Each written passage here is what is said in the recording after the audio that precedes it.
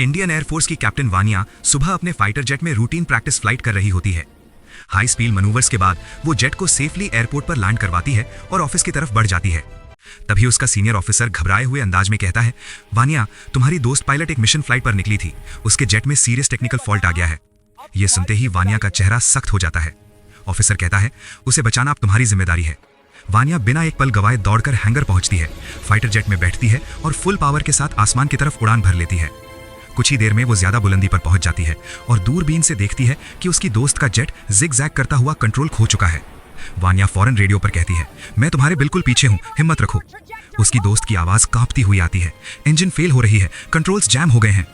वानिया अपना जेट धीरे धीरे उसके जेट के बिल्कुल ऊपर ले जाती है और दोनों जेट्स के बीच खतरनाक डिस्टेंस मेंटेन करती है। वानिया अपने जेट का हुक सिस्टम एक्टिवेट करती है और अपनी दोस्त के जेट के इमरजेंसी हार्नेस से कनेक्शन बना लेती है। एक छोटी सी गलती दोनों जेट्स को तबाह कर सकती थी।